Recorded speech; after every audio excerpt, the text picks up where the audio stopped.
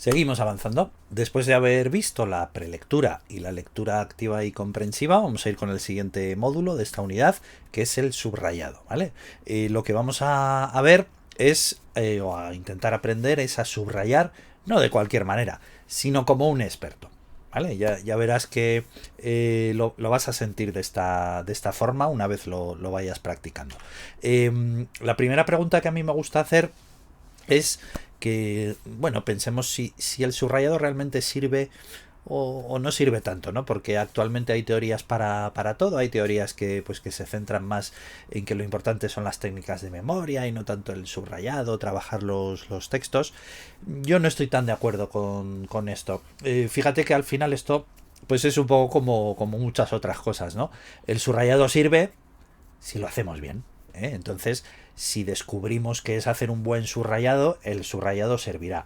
Si no, estoy de acuerdo en que a lo mejor incluso hasta molesta, hasta puede ser algo contraproducente, ¿eh? ¿Qué sería un subrayado que sirva? Fíjate, para nosotros es lo siguiente. El subrayado tiene que ser una guía visual, es decir, algo que yo, al ver de un golpe de vista el texto, eso me da una información que para mí es útil. ¿Qué información es la que es útil? Que esa guía visual sea cómo están ordenados los conceptos, es decir, la jerarquía de los conceptos. El subrayado es útil si es una guía visual de los conceptos ordenados. ¿Por qué es útil hacerlo así? Pues porque esto nos va a dar pie o va a ser muy efectivo a la hora de memorizar y repasar, que es lo que nos interesa. Entonces, para nosotros el concepto sería ese, el subrayado tiene que ser una guía visual de cómo están ordenados los conceptos. Eso nos va a ayudar luego a lo que se suele llamar el estudio posterior, ¿eh? Y la idea es un poco también lo que venimos repitiendo. Al hacer un subrayado estamos estudiando de forma activa, con lo cual ya estamos trabajando mucho la información y aprendiéndola, ¿eh? Bueno, lo primero que me gusta explicar es, para que esto sea así, para que sea una guía visual efectiva de los conceptos ordenados, que no deberíamos subrayar. Fíjate, hay una serie de tipos de palabras que no vamos a subrayar. Por ejemplo, son todas aquellas palabras que realmente no aporten la información esencial, ¿eh?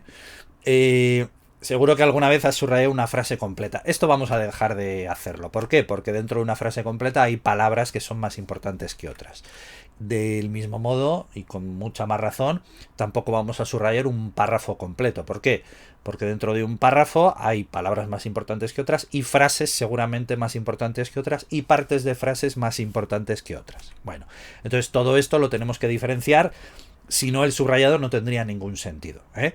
Es cierto que a veces dentro de un texto puede haber una frase, un párrafo que sea muy importante dentro de ese texto y por lo que sea me interesa indicarla. Bueno, tenemos otros sistemas para hacerlo, mismamente los marcadores que veíamos en la parte de la lectura comprensiva. Bueno, y luego hay una serie de tipos de palabras que no vamos a subrayar. Por ejemplo, los artículos, ¿no? El la, los las, uno, unos. Por ejemplo, las preposiciones. Las preposiciones, salvo excepciones, tampoco será muy necesario que las subrayemos. Las conjunciones, salvo por supuesto, como te digo, en algunas excepciones, tampoco será necesario que las subrayemos. Y, o, ni, pero, todas esas, ¿eh? Y atención a esta, los verbos que no aporten significado, es decir, los verbos que no sean esenciales para entender de qué estamos hablando, tampoco los vamos a subrayar. Se trata entonces de que el subrayado es primero. La idea es, esto te lo repetiré varias veces, que menos es más. Vamos a intentar que el subrayado sea algo telegráfico. Vamos a subrayar solamente la esencia del texto que me indica cómo están ordenados esos conceptos. Bueno, tiene que quedar una especie de esqueleto de palabras clave.